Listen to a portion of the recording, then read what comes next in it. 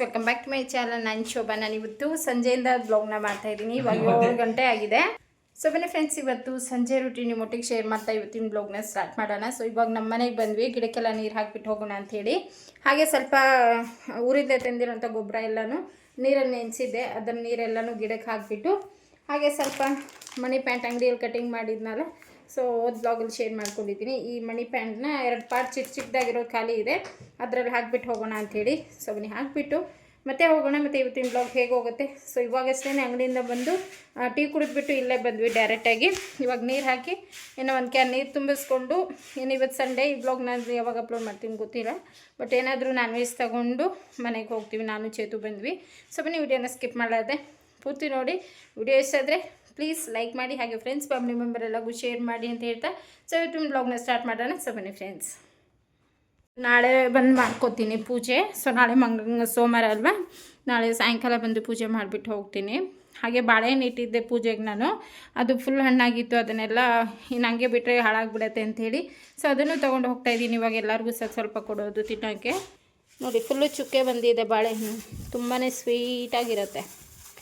So ಇವಾಗ ಹೋಗಿ ಎಲ್ಲರಿಗೂ ಹಾಫ್ ಬಾಳೆಹಣ್ಣು ಕೊಟ್ಟು, ಸೊ ಬನ್ನಿ ಫಸ್ಟು ಟೆರಸ್ಗೆ ಹೋಗಿ ಇದು ಮನಿ ಪ್ಯಾಂಟ್ ಎಲ್ಲ ಹಾಕಿಬಿಟ್ಟು ಮನೆಗೆ ಹೋಗೋಣ.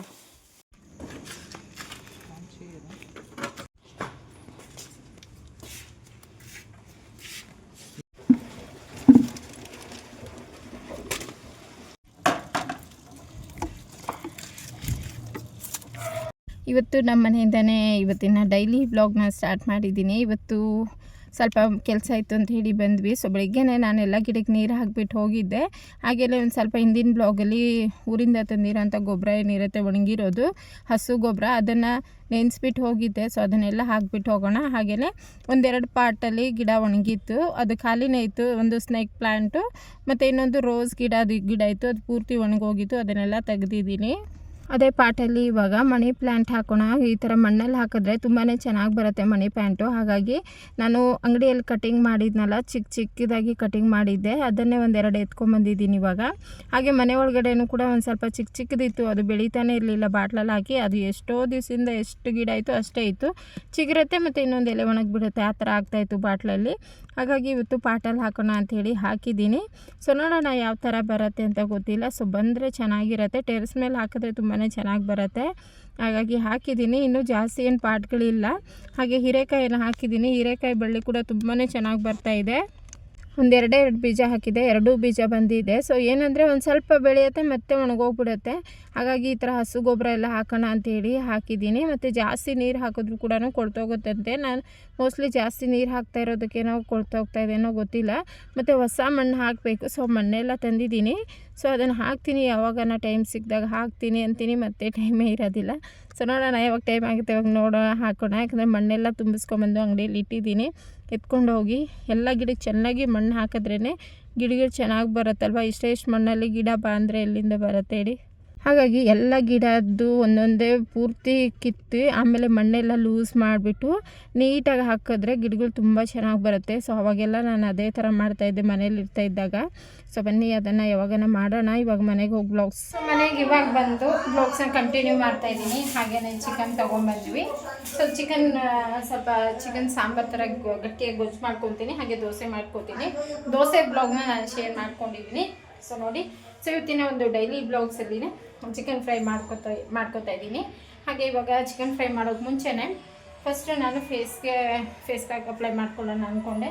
ಸುಮಾರು ದಿವಸ ಆಯಿತು ನಮ್ಮ ಮನೇಲಿದ್ದಾಗ ನಾನು ಡೈಲಿ ಏನಾದರೂ ಒಂದು ಫೇಸ್ ಪ್ಯಾಕ್ನ ಯೂಸ್ ಮಾಡ್ತಾಯಿದ್ದೆ. ಅಲ್ಲಿದ್ದಾವೆ, ಬಟ್ ಇದು ತಂದು ಅಪ್ಲೈ ಮಾಡೋಷ್ಟು ಟೈಮ್ ಇಲ್ಲ, ಮತ್ತು ಚಳಿ ಕೆಲಸ ಜಾಸ್ತಿ ಆ ಥರ ಆಗಿ ಫೇಸ್ ಪ್ಯಾಕ್ ಅಪ್ಲೈ ಮಾಡೋದೇ ಬಿಟ್ಬಿಟ್ಟಿದ್ದೀನಿ. ಮತ್ತು ಇವಾಗ ತುಂಬಾ ಚಳಿ ಇರೋದ್ರಿಂದ ಹಾಲಿನ ಕೆನೆ ನಾನು ನಿನ್ನೆ ಮತ್ತು ಇವತ್ತು ಬೆಳಿಗ್ಗೆ ಒಂದು ಸ್ವಲ್ಪನೇ ಇತ್ತು, ಸೊ ಅದನ್ನು ತೆಗೆದು ಒಂದು ಪ್ಲೇಟಲ್ಲಿ ಇಟ್ಟಿದ್ದೀನಿ. ಇದಕ್ಕೆ ಒಂದು ಸ್ವಲ್ಪ ಕಸ್ತೂರಿ ಅರಶಿನ ಹಾಕಿ ದಪ್ಪ ಲೇಯರಾಗಿ ಫೇಸ್ಗೆ ಅಪ್ಲೈ ಮಾಡ್ಕೊತೀನಿ. ಸೊ ಇದು ಒಂದು ಆಯಿಲಿ ಸ್ಕಿನ್ ಥರ ತುಂಬಾ ಸ್ಮೂತಾಗಿ ಇಡೋದಕ್ಕೆ ಹೆಲ್ಪ್ ಮಾಡುತ್ತೆ ಇವಾಗ ಚಳಿಗಾಲಕ್ಕೆ. ಸೊ ಹಾಗಾಗಿ ಇದನ್ನು ಯೂಸ್ ಮಾಡ್ತೀನಿ. ಸೊ ಬನ್ನಿ, ಸ್ವಲ್ಪ ಬಿಸಿನೀರು ಇಟ್ಟಿದ್ದೀನಿ. ಸೊ ಫೇಸ್ನ ನೀಟಾಗಿ ಬಿಸಿನೀರು ಅಂದರೆ ಬೆಚ್ಚಗಿರೋಂಥ ನೀರಲ್ಲಿ ವಾಶ್ ಮಾಡಿಕೊಂಡು ಆಮೇಲೆ ಫೇಸ್ಗೆ ಅಪ್ಲೈ ಮಾಡ್ತೀನಿ ನಾನು. ನೋಡಿ, ಇದೆ ಕಸ್ತೂರಿ ಅರಶಿನ, ಒಂದು ಚಿಟಿಕೆ ಆಗೋಷ್ಟು ಹಾಲಿನ ಕೆನೆಗೆ ನಾನು ಕಸ್ತೂರಿ ಅರಶಿನ ಹಾಕ್ಕೋತೀನಿ. ಸೊ ನೋಡಿ, ಇವಾಗ ಈ ಥರ ಇದೆ ಫೇಸ್. ಸೊ ಏನು ಮೇಕಪ್ ಎಲ್ಲ ಅಂಗಡಿಯಿಂದ ಬಂದಿರೋದು ಹಾಗೆ ಇದ್ದೀನಿ. ಸೊ ಫೇಸ್ ಪ್ಯಾಕ್ ಅಪ್ಲೈ ಮಾಡಿದ್ಮೇಲೆ ಯಾವ ಥರ ಇರುತ್ತೆ ಅಂಥೇಳಿ ಮತ್ತೆ ನಾನು ಆಮೇಲೆ ತೋರಿಸ್ತೀನಿ. ಒಂದು ಚಿಟಿಕೆ ಆಗೋಷ್ಟು ಹಾಕ್ಕೊಳ್ಳೋಣ, ಜಾಸ್ತಿ ಆದರೂ ಪರವಾಗಿಲ್ಲ. ಇಷ್ಟು ಹಾಕಿ ದಪ್ಪ ಲೇಯರಾಗಿ ಕಲಿಸ್ಬಿಟ್ಟು ಫೇಸ್ಗೆ ಅಪ್ಲೈ ಮಾಡ್ಕೊಳ್ಳೋಣ. ಕಲಿಸ್ಕೊತಾ ಇದ್ದೀನಿ. ಫೇಸ್ನ ಕ್ಲೀನಾಗಿ ವಾಶ್ ಮಾಡ್ಕೊಂಡಿದ್ದೀನಿ. ಇವಾಗ ಫೇಸ್ ಪ್ಯಾಕ್ ದಪ್ಪ ಲೇಯರಾಗಿ ಹಿಂಗೆ ಅಪ್ಲೈ ಮಾಡ್ಕೊಳ್ತೀನಿ. ನೋಡಿ, ಕ್ಲೀನಾಗಿ ಕಲಿಸ್ಕೊಂಡಿದ್ದೀನಿ. ಇದಕ್ಕೇನು ಹಾಕಿಲ್ಲ, ಬರೀ ಹಾಲಿನ ಕೆನೆ, ಕಸ್ತೂರಿ ಅರಿಶಿನ. ಗುಳ್ಳೆಗಳಿದ್ದು ಏನಾದರೂ ಗಾಯ ಆಗಿದ್ರೂ ಕೂಡ ವಾಸಿ ಆಗುತ್ತೆ ಬೇಗ. ಸೊ ಬನ್ನಿ, ಇದನ್ನು ಫಸ್ಟು ನಾನು ಒಂದು ದಪ್ಪ ಲೇಯರಾಗಿ ಅಪ್ಲೈ ಮಾಡಿಕೊಂಡು ತೋರಿಸ್ತೀನಿ. ಇವಾಗ ಚಳಿಗೆ ಮುಖ ತುಂಬಾ ಡ್ರೈ ಅನ್ನಿಸ್ತಾ ಇರುತ್ತೆ. ಅಂಥ ಟೈಮಲ್ಲಿ ಈ ರೀತಿಯಾಗಿ ಹಾಲಿನ ಕೆನೆ ಯೂಸ್ ಮಾಡೋದ್ರಿಂದ ತುಂಬಾ ಒಂಥರ ಚೆನ್ನಾಗಿರುತ್ತೆ, ಫೇಸಾಗಿ ಸ್ಮೂತಾಗಿರುತ್ತೆ.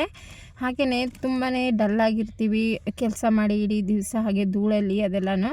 ಸೊ ಇದು ಹಾಲಿನ ಕೆನೆ ಮತ್ತು ಕಸ್ತೂರಿ ಅರಶಿನ ಯೂಸ್ ಮಾಡಿದ್ಮೇಲೆ ನಮ್ಮ ಫೇಸ್ ಎಷ್ಟು ಫ್ರೆಶ್ಶಾಗಿ ಕಾಣಿಸುತ್ತೆ ಅಂಥೇಳಿ ಆಮೇಲೆ ತೋರಿಸ್ತೀನಿ ನಾನು. ಸೊ ಈ ರೀತಿ ನಿಧಾನಕ್ಕೆ ಮಸಾಜ್ ಮಾಡ್ತಾ ಅಪ್ಲೈ ಮಾಡಿಕೊಂಡು ಒಂದು 10ರಿಂದ ಒಂದು ಅರ್ಧ ಗಂಟೆ ಬಿಡಿ, ಇಲ್ಲ 1 ಅವರ್ ಬಿಡಿ, ಇಲ್ಲ ಪೂರ್ತಿ ನೈಟ್ ಬಿಡಿ. ಸೊ ಯಾವುದೇ ರೀತಿ ಸೈಡ್ ಎಫೆಕ್ಟ್ಸ್ ಆಗೋಲ್ಲ ಇದು. ಸೊ ನಮಗೆ ಹಾಲಿನ ಕೆನೆ ವೈಟ್ ಮಾಡೋದಕ್ಕೆ ತುಂಬಾ ಹೆಲ್ಪ್ ಮಾಡುತ್ತೆ. ಮುಖ ತುಂಬಾ ಚೆನ್ನಾಗಿ ಗ್ಲೋ ಬರುತ್ತೆ. ಬೇಕಾದರೆ ನೀವು ಯೂಸ್ ಮಾಡಿ ನೋಡಿ. ಫುಲ್ ಫೇಸ್ಗೆ ನಾನು ಅಪ್ಲೈ ಮಾಡ್ಕೊಂಡಿದ್ದೀನಿ. ಒಂದು 3/4 ಅವರ್ ಹಾಗೆ ಬಿಡ್ತೀನಿ. ನೀವು ಬೇಕಾದ್ರೆ ಒಂದು 10-15 ನಿಮಿಷ ಹಾಗೆ ಬಿಟ್ಟು ಆಮೇಲೆ ವಾಶ್ ಮಾಡ್ಕೋಬೋದು. ಸೊ ಕತ್ತಿಗೆಲ್ಲನೂ ಹಚ್ಕೋಬೋದು. ಸೊ ನಾನಿವಾಗ ಕೆಲಸ ಇರೋದ್ರಿಂದ ಹಚ್ಕೊಂಡಿಲ್ಲ. ಸೊ ಬನ್ನಿ, ಇದೆಲ್ಲ ಚೆನ್ನಾಗಿ ಒಣಗಲಿ. ಹಾಗೆ ಅಷ್ಟರಲ್ಲಿ ಅಡುಗೆ ಕೆಲಸ ಎಲ್ಲ ಮುಗಿಸ್ಕೊಂಡು ಆಮೇಲೆ ಇದನ್ನು ವಾಶ್ ಮಾಡಿ ತೋರಿಸ್ತೀನಿ. ಅಷ್ಟರಲ್ಲಿ ಇದೆಲ್ಲ ಒಣಗೋ ಅಷ್ಟರಲ್ಲಿ ನಾನು ಹೋಗಿ ಚಿಕನ್ ಗ್ರೇವಿ ದೋಸೆನ ಮಾಡ್ಕೊಳ್ಳೋಣ. ಬನ್ನಿ, 1 kg ಚಿಕನ್ ಇದೆ. ಸೊ ಚಿಕನ್ ಆಮೇಲೆ ತೋರಿಸ್ತೀನಿ. ಮಸಾಲ ನೋಡ್ಬೋದು. ಇಲ್ಲಿ ಒಂದು 4 ಟೊಮೆಟೊ, 1-2 ಈರುಳ್ಳಿ ತೊಗೊಂಡಿದ್ದೀನಿ. ಧನಿಯಾಸ್ 1-2 ಟೇಬಲ್ ಸ್ಪೂನು, ಸೋಂಪು ಸ್ವಲ್ಪ, ಕೊಬ್ಬರಿ ಒಂದು ಸ್ವಲ್ಪ ತೊಗೊಂಡಿದ್ದೀನಿ. 1 kg ಚಿಕನ್ ಮಸಾಲೆ ಇದು. 1 ಟೇಬಲ್ ಸ್ಪೂನ್ ಕಡಲೆಪಪ್ಪು, ಹಾಗೆಯೇ ಶುಂಠಿ 1 ಇಂಚ ಇಷ್ಟು ಶುಂಠಿ ತೊಗೊಂಡಿದ್ದೀನಿ. 1 ಗಡ್ಡೆ ಬೆಳ್ಳುಳ್ಳಿ, ಸ್ವಲ್ಪ ಕೊತ್ತಂಬರಿ, ಇಷ್ಟೇ ಮಸಾಲ. ಹಾಗೆ ಇಲ್ಲಿ ಸ್ವಲ್ಪ ಗಸಗಸೆ ಮತ್ತು ಒಂದು ಸ್ವಲ್ಪ ಚಕ್ಕೆ ತೊಗೊಂಡಿದ್ದೀನಿ. ಸೊ ಇದನ್ನೆಲ್ಲ ಒಂದು ಸ್ವಲ್ಪ ನೀರು ಹಾಕಿ ರುಬ್ಕೊಳ್ತೀನಿ ಹಸಿದೇನೆ. ಚಿಕನಲ್ಲಿ 1 kg ಚಿಕನ್ನ ವಾಶ್ ಮಾಡಿ ತೆಗೆದಿಟ್ಟಿದ್ದೀನಿ. ಸೊ ಬನ್ನಿ, ಅಷ್ಟು ಗಸಗಸೆ ಚಕ್ಕೆನ ಹಾಕ್ಕೊಳ್ಳೋಣ. ಈರುಳ್ಳಿ, ಟೊಮೆಟೊ, 1 ಹಿಡಿ ಆಗುವಷ್ಟು ಕೊತ್ತಂಬರಿ ಹಾಕಿದ್ದೀನಿ. ಚೆನ್ನಾಗಿರುತ್ತೆ ಸಾಂಬಾರು ಅಂದರೆ ಗಟ್ಟಿಯಾಗಿಯೇ ಮಾಡ್ತೀನಿ ನಾನು ಯಾವಾಗೂ ಅಷ್ಟೇ. ಇರುವಂಥ ಎಲ್ಲ ಮಸಾಲಾನ ಹಾಕ್ಕೊಳ್ಳೋಣ. ಕೊಬ್ಬರಿ, ಕಡಲೆಪಪ್ಪು, ಹಾಗೆ ಬೆಳ್ಳುಳ್ಳಿ, ಶುಂಠಿ, ಧನಿಯಾ ಕಾಳು, ಸೋಂಪು ಇದೆಲ್ಲನೂ ಹಾಕ್ಕೊಂಡು ರುಬ್ಕೋತೀನಿ ಫಸ್ಟು.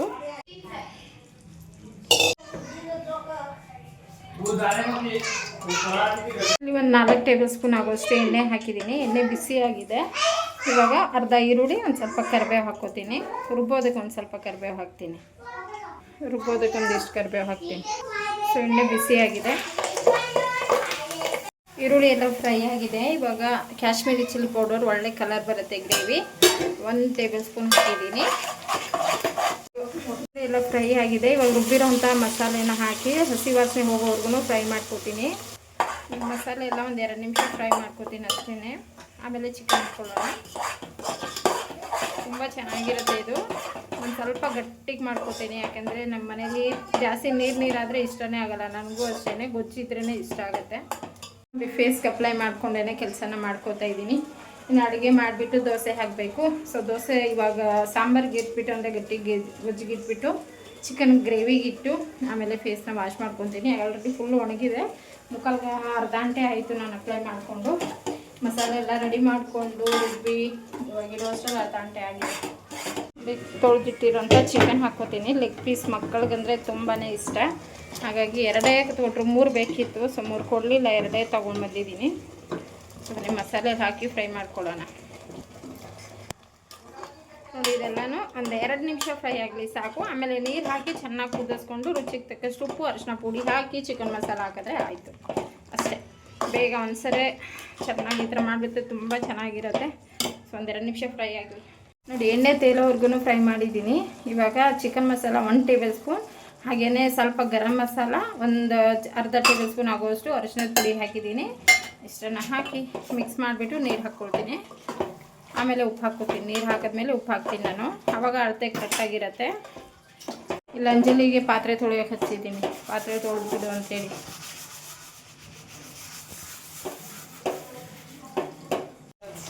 ನೀರು ಸೇರಿಸ್ತಾ ಇದ್ದೀನಿ ನೋಡಿ, ಮಸಾಲೆ ತೊಳೆದಿರೋಂಥ ಮಿಕ್ಸಿ ಜಾರ್ ನೀರು.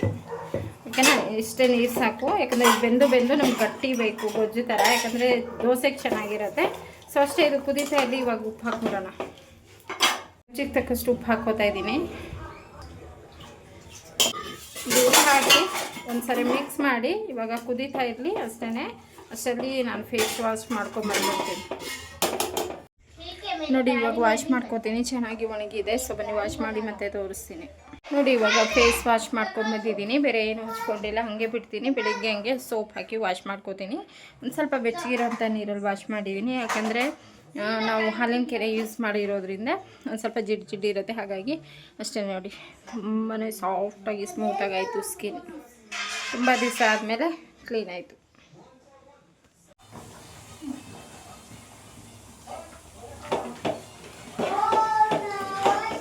ಆಯಿತು ಚಿಕನ್ ಸಾಂಬಾರು.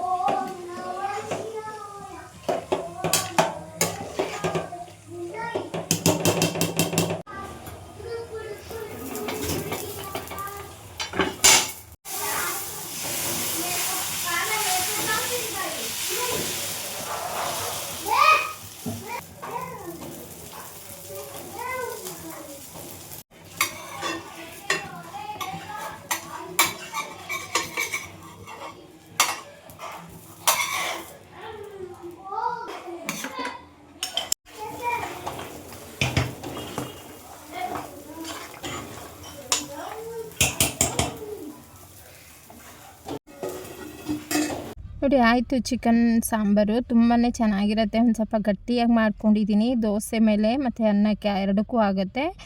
ಇವಾಗ ಕರೆಕ್ಟಾಗಿ ಬೆಂದು ಗಟ್ಟಿಯಾಗಿ ರೆಡಿಯಾಗಿರುತ್ತೆ. ಸೊ ಈ ಹದಕ್ಕಿದ್ದಾಗ ನಾವು ಗ್ಯಾಸ್ ಆಫ್ ಮಾಡಿಕೊಂಡು ಇವಾಗ ಎಲ್ಲರಿಗೂ ಸರ್ವ್ ಮಾಡ್ತಾಯಿದ್ದೀನಿ ಊಟಕ್ಕೆ. ಸೊ ನೈಟ್ ಊಟಕ್ಕೆ. ಸೊ ನಾನು ಬೆಳಿಗ್ಗೆ ಈ ಥರ ದೋಸೆ ಇಡ್ಲಿ ಮಾಡ್ಕೊಳಕ್ಕಾಗಲ್ಲ. ಹಾಗಾಗಿ ಸಂಜೆ ಟೈಮು ಈ ಥರ ಏನಾದರೂ ಒಂದು ಸ್ಪೆಷಲ್ ಸಾಂಬಾರು ಮಾಡಿದಾಗ ಇಲ್ಲ ಚಟ್ನಿ ಏನಾದರೂ ಒಂದು ಇರುತ್ತೆ ದೋಸೆ ಮಾಡಿದಾಗ, ಈ ರೀತಿ ಮಾಡಿಕೊಂಡು ಇವಾಗ ಎಲ್ಲರಿಗೂ ಸರ್ವ್ ಮಾಡಿದ್ದೀನಿ. ಚಿಕನ್ ಗ್ರೇವಿ ಮತ್ತು ಬಿಸಿ ಬಿಸಿ ದೋಸೆ ಈ ಚಳಿಗೆ ತುಂಬಾ ಚೆನ್ನಾಗಿರುತ್ತೆ. ಚಳಿಗೆಲ್ಲ ಏನೇ ತಿನ್ನಿದ್ದೀವಿ ಬಿಸಿ ಬಿಸಿಯಾಗಿ ತುಂಬಾ ರುಚಿಯಾಗಿರುತ್ತೆ. ಸೊ ಬನ್ನಿ ಫ್ರೆಂಡ್ಸ್, ಇವತ್ತಿನ ನಮ್ಮನೆ ಡೈಲಿ ರೂಟೀನ್ ನಿಮಗೆಲ್ಲ ಇಷ್ಟ ಆಯಿತು ಅನ್ಕೋತೀನಿ. ಇಷ್ಟ ಆಯ್ತಾ ಇಲ್ವಾ ಅಂಥೇಳಿ ತಪ್ಪದಿರ ಕಮೆಂಟ್ ಮಾಡಿ. ಸೊ ಎಲ್ಲರದು ಊಟನ ಮುಗಿಸ್ಕೊಂಡು ಇವಾಗಿರೋಂಥ ಪಾತ್ರೆ ಎಲ್ಲ ತೊಳೆದು ಒಂದು ಸ್ವಲ್ಪ ಕಿಚನ್ ಎಲ್ಲ ಕ್ಲೀನ್ ಮಾಡಿ ಮಲಗಿಬಿಡ್ತೀನಿ. ಸೊ ಇನ್ನು ನಾನು ಪಾತ್ರೆ ತೊಳೆದಿಲ್ಲ ಅಂಥೇಳಿ ಅಮ್ಮ ಇನ್ನೂ ಪಾತ್ರೆ ತೊಳೆದಿರ್ತಾರೆ ಈ ಚಳಿಯಲ್ಲಿ, ಅವ್ರಿಗೆ ಬೇಗ ಕೋಲ್ಡ್ ಆಗಿಬಿಡತ್ತೆ. ಹಾಗಾಗಿ ಆದಷ್ಟು ಅವರು ವಾಶ್ ಮಾಡ್ಕೊಳ್ಬಾರ್ದು ಅಂಥೇಳಿ ನಾನು ಎಲ್ಲ ಕ್ಲೀನ್ ಮಾಡಿಬಿಟ್ಟು ಮಲಗ್ತೀನಿ. ಸೊ ತೋರಿಸ್ತೀನಿ ಯಾವ ಥರ ಕ್ಲೀನ್ ಮಾಡಿಕೊಂಡೆ ಅಂತೇಳಿ. ಸೊ ಪ್ರತಿ ದಿವಸ ಈ ರೀತಿಯಾಗಿ ಕಿಚನ್ನ ಕ್ಲೀನ್ ಮಾಡಿ ಮಲ್ಕೊಂಡ್ಬಿಟ್ರೆ ಇನ್ನು ಅಮ್ಮನಿಗೆ ಬೆಳಿಗ್ಗೆ ಕೆಲಸ ಇರೋಲ್ಲ. ಇನ್ನು ನಾವೆಲ್ಲ ಅಂಗಡಿಗೆ ಹೋಗ್ಬಿಡ್ತೀವಿ. ಸೊ ಅವರೆಲ್ಲ ಕೆಲಸ ಮಾಡ್ತಾ ಇರ್ತಾರೆ. ಸೊ ಆ ಥರ ಆಗಬಾರ್ದು ಅಂಥೇಳಿ ನಾನು ಆಲ್ಮೋಸ್ಟು ನೈಟೇ ಎಲ್ಲ ಕೆಲಸನ ಮುಗಿಸಿ ಇನ್ನು ಇವತ್ತಿನ ಬ್ಲಾಗ್ಸ್ ಕೂಡ ಈ ಥರ ಆಗಿತ್ತು. ಸೊ ಹೇಗೆ ಅನ್ನಿಸ್ತು ಇವತ್ತಿನ ಬ್ಲಾಗ್ಸ್ ಅಂತೇಳಿ ತಪ್ಪದಿರ ಕಮೆಂಟ್ ಮಾಡಿ. ಯಾರು ಸಬ್ಸ್ಕ್ರೈಬ್ ಮಾಡ್ತೀರಾ ನೋಡ್ತಾ ಇದ್ದರೆ ಎಲ್ಲರೂ ಸಬ್ಸ್ಕ್ರೈಬ್ ಮಾಡಿಕೊಂಡು ಸೊ ನಮ್ಮ ಚಾನಲ್ಗೆ ಸಪೋರ್ಟ್ ಮಾಡಿ ಅಂತ ಹೇಳ್ತಾ ಇವತ್ತಿನ ಬ್ಲಾಗ್ ಮುಗಿಸಿ ಮತ್ತೆ ನಾಳೆ ಸಿಗ್ತೀನಿ ಫ್ರೆಂಡ್ಸ್. ಬಾಯ್.